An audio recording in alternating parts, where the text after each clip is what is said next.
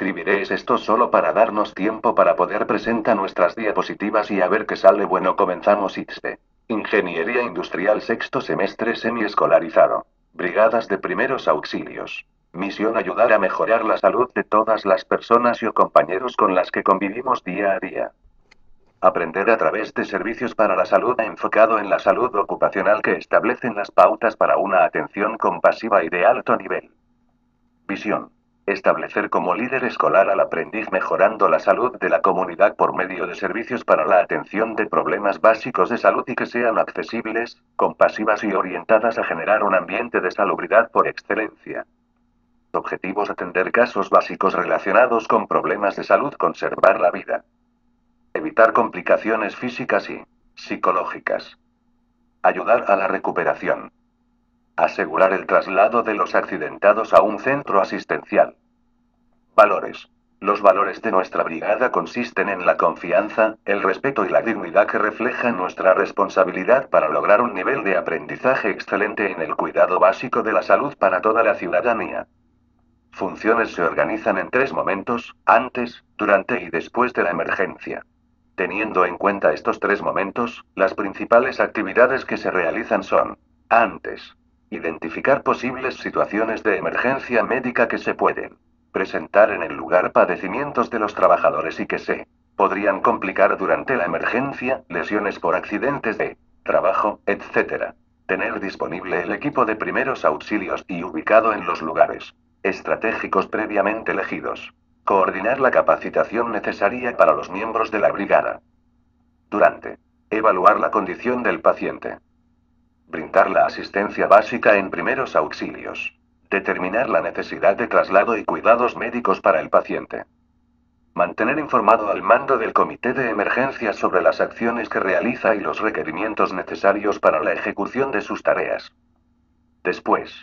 Evaluar la aplicación de los planes de respuesta. Elaborar el informe correspondiente. Adoptar las medidas correctivas necesarias para mejorar la capacidad de respuesta, teniendo como base la evaluación realizada. Primeros auxilios. El cuidado inmediato que se le presta a una persona que ha sido herida o repentinamente afectada por alguna enfermedad o lesión, con el propósito de disminuir su sufrimiento, prevenir lesiones mayores y hasta salvarle la vida mientras se consigue ayuda de personal más capacitado. Esto incluye primeros auxilios físicos, control de sangrados, quemaduras, etc. Y primeros auxilios psicológicos, palabras de aliento, apoyo emocional.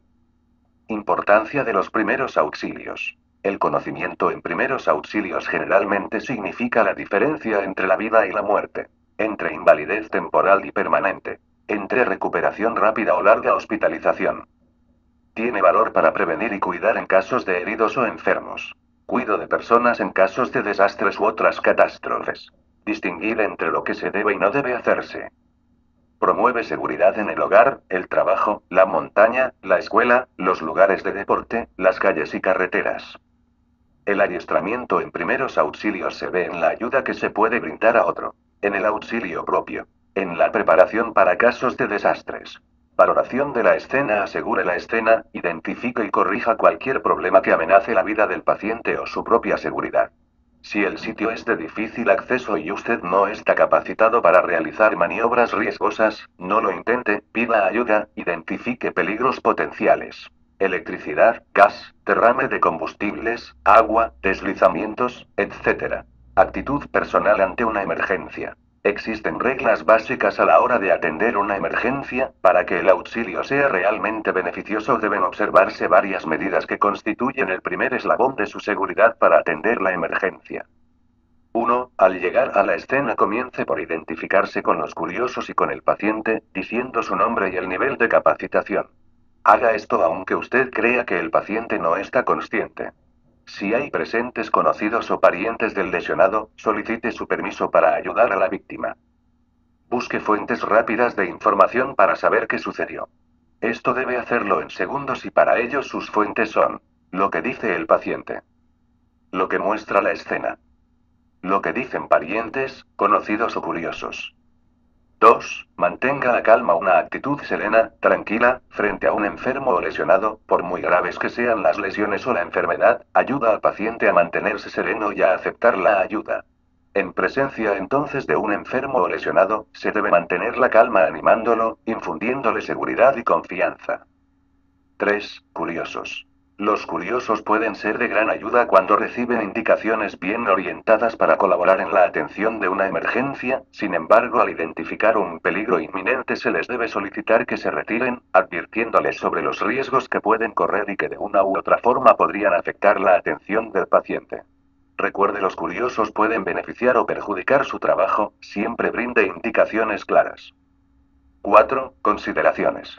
Una clasificación rápida permite determinar si un paciente presenta un caso médico o un caso de trauma.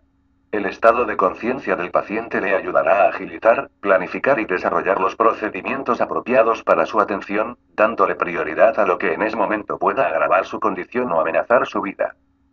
Revisión primaria. Dentro del cuidado básico de atención hay establecido un proceso para detectar problemas que amenacen la vida de una persona en los primeros minutos. Aprender a realizar la revisión primaria y tomar acciones a los problemas detectados será una de las partes más importantes de su entrenamiento. Determina el estado de conciencia. Palmotee suavemente los hombros y diga con voz fuerte: ¿está usted bien? ¿Le puedo ayudar? Si responde, asegúrese de que no tenga problemas para respirar; si no responde, pida ayuda y continúe con la revisión primaria. En el caso del latente, estimule en las plantitas de los pies. Asegúrese de que el paciente entiende; puede tratarse de un extranjero que no hable nuestro idioma; fíjese en su mirada, esto le ayudará a valorar su estado y si le entiende. A abrir la vía aérea. Hágalo con el método de inclinación de cabeza y elevación mandibular. Si el mecanismo de lesión, precipitación, accidente de tránsito, etc., le hace sospechar lesión de cuello o columna vertebral, utilice el método de tracción o empuje mandibular. En caso de que el paciente haya sido víctima de una precipitación o trauma, golpe o accidente severo, entonces utilice la técnica de empuje mandibular modificado para abrir la vía aérea. Recuerde que el paciente puede presentar lesión cervical. Ver página 28 de este manual. Ver respiración. Acerque su cabeza a la cara del paciente. Vuélvala de manera que pueda observar el tórax. Coloque su oído cerca de la boca y nariz de paciente. Vea los movimientos asociados a la respiración, elevación del tórax y abdomen. Oiga la entrada del aire a través de la boca y nariz del paciente. Inhalación. Sienta el aire exhalado en su mejilla. No pierda tiempo determinando la frecuencia. Lo que nos interesa en este momento es saber si el paciente respira o no. Si no respira, dele una ventilación; si el aire no pasa, recoloque la vía aérea e intente ventilar nuevamente; si no pasa esta vez, considere obstrucción de vía aérea. C. Determine la circulación. Lo que se pretende es averiguar si la víctima tiene pulso o no. Esto se determina palpando el seno carotídeo en el paciente adulto y niño y el pulso braquial en el lactante. Pulso carotídeo, adultos y niños. Coloque los dedos índice y medio de una mano sobre la parte media anterior del cuello de la víctima, manzana de Adán, y deslícelos por el cuello, hacia usted. Las yemas de los dedos deben estar tocando el cuello del paciente. Con la otra mano mantenga la vía aérea abierta. Nunca use el dedo pulgar porque este tiene pulso propio. Pulso braquial lactantes. Localice la parte interna del brazo; con los dedos índice y medio presione la arteria; lo que se requiere es determinar si el pulso está presente o no. De sangrados, identifique sangrados externos importantes, deformidades en extremidades u objetos incrustados. Signos vitales. Conocer los rangos normales del pulso, respiración, color y temperatura de la piel, le ayudarán a valorar la condición del paciente. Asimismo, es importante anotar la hora en que se determinan estos signos; esto le ayudará a identificar si el paciente presenta variaciones en su estado. Frecuencia cardíaca. Pulso. Se representa en términos numéricos por la cantidad de pulsaciones que tiene una persona durante un minuto. Se determina palpando la expansión arterial. Rangos normales. Personas en reposo. Adulto 60 a 100 latidos por minuto y 12 a 20 respiratorios por minuto. Niño 80 a 120 latidos por minuto y 20 a 34 respiratorios por minuto. Lactante 120 a 160 latidos por minuto y 34 a 60 respiratorios por minuto. Frecuencia cardíaca en la arteria radial. Adultos y niños. Coloque los dedos índice y medio en la muñeca, justamente en el segundo pliegue de piel, en la base del dedo pulgar. Deslice las yemas de sus dedos suavemente hacia el dedo pulgar del paciente para que pueda sentir las pulsaciones de la arteria radial.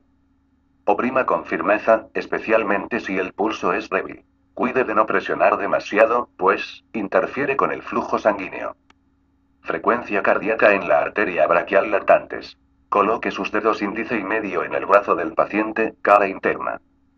Haga presión firme y constante para sentir la expansión de la arteria braquial que está entre el músculo bíceps ratón y el hueso.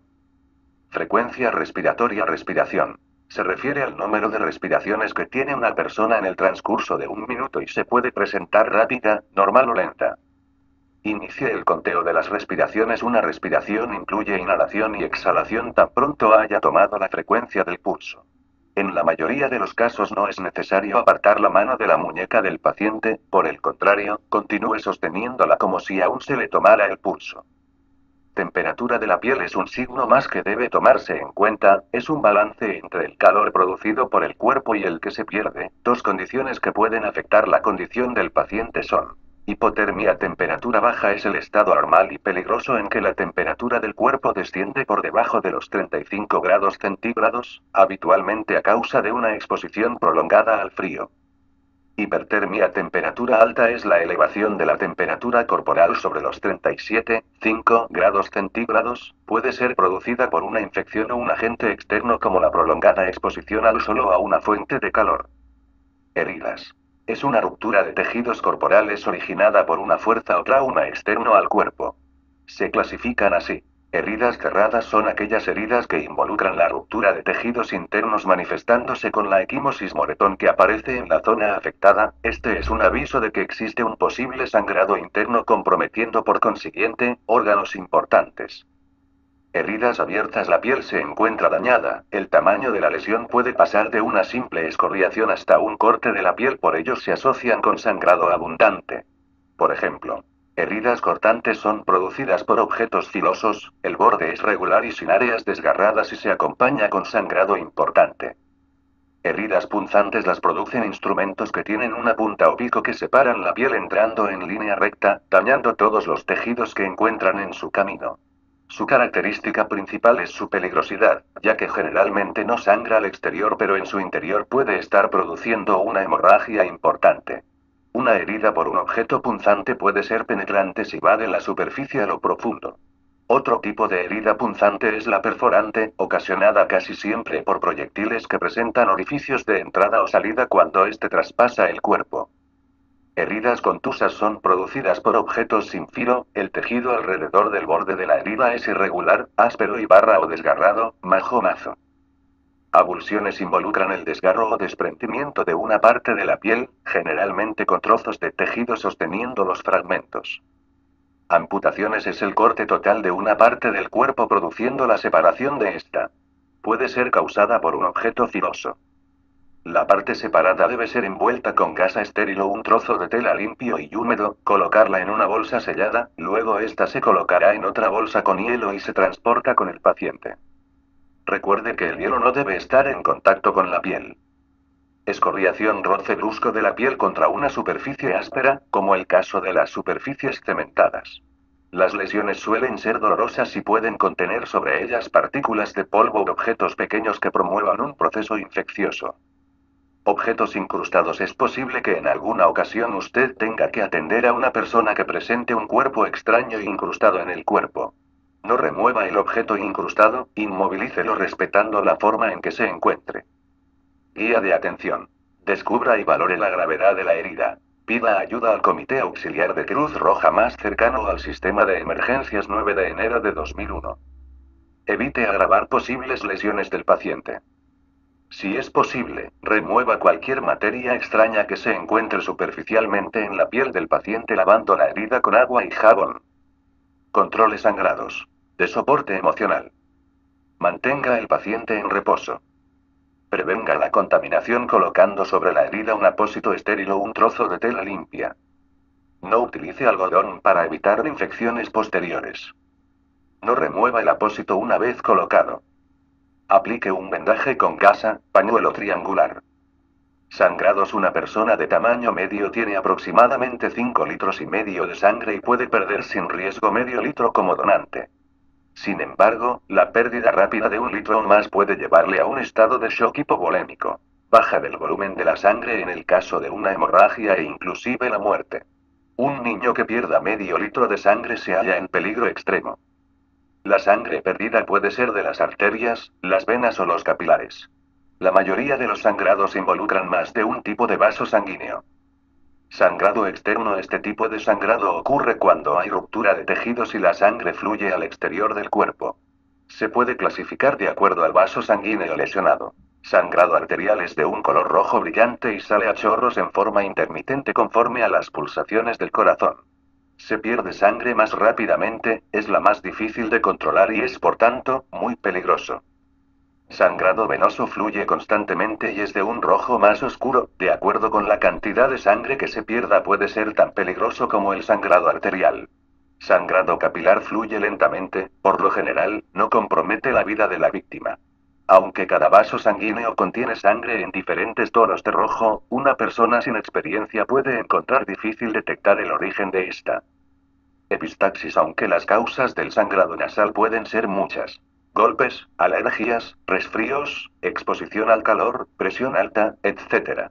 Es necesario saber cómo tratarlos adecuadamente, ya que, cuando son persistentes, pueden comprometer las condiciones del paciente. Sangrado interno se presenta cuando un trauma lesiona las estructuras internas, por lo que el sangrado no es visible. Sin embargo, este puede manifestarse por flujo a través de boca, recto, vagina, nariz o oídos. Además, la presencia de equimosis y barra o moretones pueden indicarnos sangrados internos. Algunos signos que pueden manifestar la presencia de sangrado interno son pulso rápido, piel fría y húmeda, pupilas dilatadas, náuseas y vómito, dolor, rigidez o equimosis del abdomen en tabla, costillas fracturadas o equimosis a nivel de tórax, dificultad respiratoria, trastornos en el estado de la conciencia. Presión directa. Con la mano, preferiblemente usando apósitos estériles, ejerza presión estable y firme directamente sobre la herida. Mantenga la presión hasta que cese el sangrado. Si el apósito se entrapa, coloque otro apósito sin remover el anterior. Sostenga ambos en el lugar con presión firme. Elevación. Eleve la extremidad lesionada más alta que el nivel del corazón, siempre que no haya fractura. Mantenga la presión directa. Presión indirecta. Se ejecuta presionando la arteria más cercana a la herida. Localice el punto de presión más cercano a la herida. Como puntos de presión utilice únicamente los lugares que se indican. Ejerza presión sobre el punto indicado. Mantenga la presión firme hasta que cese el sangrado. Los puntos de presión indirecta que debe conocer son: braquial lo encuentra en la parte interna del brazo. Radial ubicado en base del dedo pulgar justo en el segundo pliegue de la muñeca. Femoral lo encuentra en la parte interna de la pierna, abajo de la ingle. Obstrucción de la vía aérea. La vía aérea está constituida por las siguientes partes: nariz, boca, lengua, laringe, tráquea, bronquios y pulmones. El aire contiene aproximadamente 21% de oxígeno. Cuando se inhala el aire, la sangre solo absorbe una cuarta parte del oxígeno que entra, el resto se exhala. Por esto la respiración boca a boca puede proveer a la víctima suficiente oxígeno, cerca del 16% de la respiración del rescatador, que puede prevenir la muerte biológica. Tipos de obstrucción. Obstrucción total. Al paciente le será imposible hablar, toser, respirar, se sujetará el cuello y abrirá su boca en un esfuerzo para indicar la imposibilidad de respirar. La obstrucción total es silenciosa, produce asfixia y puede llevar al paro cardíaco y consecuentemente a la muerte, si no se atiende rápidamente, en 5 o 10 minutos. Obstrucción parcial. En este caso el paciente respira, pero la mayoría de las veces presenta cianosis en labios, lóbulos de las orejas, yemas de los dedos y en la lengua. Además, la respiración es acompañada de ruidos anormales como ronquidos, burbujeo, estertores, sibilancias. Quemaduras. Usted debe conocer las fuentes que producen quemaduras y clasificarlas según el grado de profundidad de la piel que se ha quemado, ya que, de ello dependerá el cuidado de atención. Las quemaduras son lesiones causadas por el contacto de la piel con agentes químicos o agentes físicos. Pueden descompensar al paciente con enfermedades crónicas como hipertensión arterial, diabetes, enfermedades cardíacas o pulmonares, así como otros problemas médicos. En pacientes lactantes y adultos mayores se consideran de extremo cuidado, por lo que la atención médica, en caso necesario, debe ser oportuna. Las quemaduras se clasifican de acuerdo a sus características en primer grado lesión superficial que afecta la epidermis y la dermis. Se caracteriza por enrojecimiento de la piel. Aunque este tipo de quemaduras pueden ser muy dolorosas, desaparecen sin dejar cicatriz. Sus características son enrojecimiento, leve hinchazón, sensibilidad al tacto y dolor. La curación tiene lugar sin dejar cicatrices en aproximadamente una semana. Segundo grado provocan daños de mayor magnitud en la dermis, segunda capa de la piel, pero sus efectos no van más allá. Por eso con frecuencia se dice que son quemaduras de grosor parcial. Se caracterizan por un color rojo oscuro y por cubrirse con una ampolla o flictena. La supuración de líquidos y dolor agudo caracterizan las quemaduras de segundo grado. Las ampollas intactas mantienen una cubierta estéril, mientras las abiertas rotas se convierten en heridas supurantes y dolorosas. Las quemaduras de segundo grado pueden dejar ligeras cicatrices. Tercer grado lesionan en su totalidad las dos capas que constituyen la piel y los tejidos subyacentes adiposo, musculoso y óseo, por eso se dice que son quemaduras de grosor completo. Estas quemaduras pueden llegar a carbonizar, lo que significa que pueden presentar un aspecto negro y áspero o ceniciento. En otros casos pueden presentarse blancas y secas. Además, algunas veces no son dolorosas ya que se lesionan las estructuras nerviosas. Fuentes productoras a sustancias químicas: inhalación. A superficies calientes: fuego directo. A líquidos calientes: fuente eléctrica. A pólvora: radiación. A fricción: frío. Fracturas: fractura es la rotura o pérdida de continuidad de un hueso y puede ser completa. Hay rompimiento total del hueso o incompleta rompimiento parcial del hueso. Estas se clasifican en dos categorías. A abierta ocurre cuando un extremo del hueso roto daña el tejido blando, desde la fractura hasta la piel.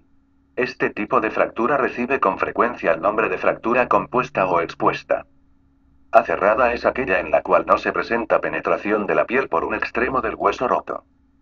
Signos y síntomas: a dolor, a deformidad, a incapacidad de movimiento, a inflamación. Las extremidades inferiores son las regiones que más expuestas están a sufrir estos tipos de lesiones. De modo que, serán solo antebrazo, pelvis y tobillo, las únicas regiones en las que ejecutará inmovilizaciones. Debe tener presente que, si el hueso dañado no es inmovilizado, habrán daños adicionales en los vasos sanguíneos, nervios, músculos y otros tejidos suaves que agravarán el estado del paciente. La inmovilización trata de impedir que el miembro lesionado o hueso roto se mueva. Desmayo: un desmayo puede definirse como la pérdida parcial o completa del conocimiento, debido a un abastecimiento reducido o inadecuado de sangre al cerebro. Causas: emociones, aire viciado, ayuno prolongado, dolor, fatiga, enfermedad aguda. Signos y síntomas: debilidad repentina, sudoración, visión borrosa, pulso débil, mareos. Aquí se muestra la lista del contenido básico del botiquín de primeros auxilios.